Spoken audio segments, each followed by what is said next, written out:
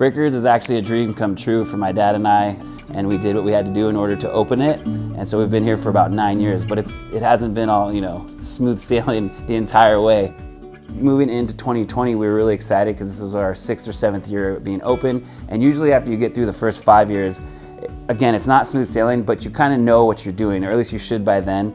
So you start looking at your pricing, you start, adjusting a little bit, and you can potentially start pulling stuff out, maybe even looking at, your eye on a second one. But all that came to a drastic halt March 17th, which was about 10 days after our, I want to say our 6th or 7th year anniversary. We were told, mandated to close for 2 weeks, and that 2 weeks actually turned into 9 months. And so that was the hardest thing we've ever had to go through, because not only, like I said, was it a dream come true, but almost it turns into a nightmare when you have to close and you have no real idea of if and when you're going to reopen what was a successful, restaurant or business in your hometown. Like I said, a dream come true.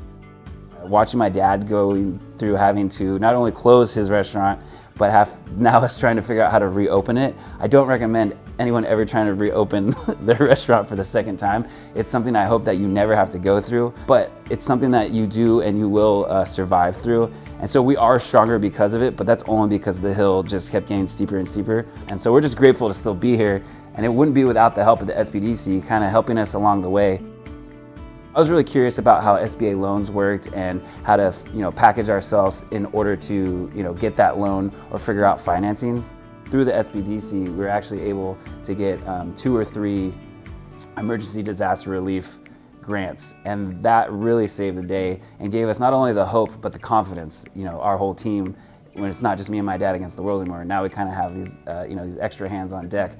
That comes to no cost at us, which is even more amazing. It was almost too good to be true. And so I really am grateful for that, and I do appreciate the SBDC for helping us out, not only with the financial end of things, but just the self-care and state of mind, being there when we need them and going as slow as we need to, but with the same sense of urgency where, you have to get stuff done because, this is people's jobs and this is our income and this is our life.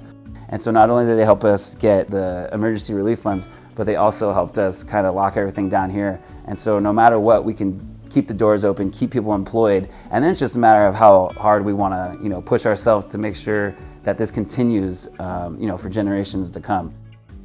Without them, I feel like our future would be a little more uncertain, and I wouldn't be able to use them as a resource when I need them. No matter where you're at in the city or the county or even the state or even the whole country, there's got to be an SBDC there for you, and it's a good place to start, whether you've already started your business or you've been there for 5-10 years. So I just want to thank everyone for checking out this video, and please reach out to the SBDC if you need help. And of course, you could always come dine with us at Breakers Breakfast Brunch Lunch 7 days a week from 7 a.m. to 3 p.m. We're at 145 Rockaway Beach, about a stone's throw from the ocean. So come hang out with us in Pacifica and figure out why life is better at Breakers and why life is better in Pacifica.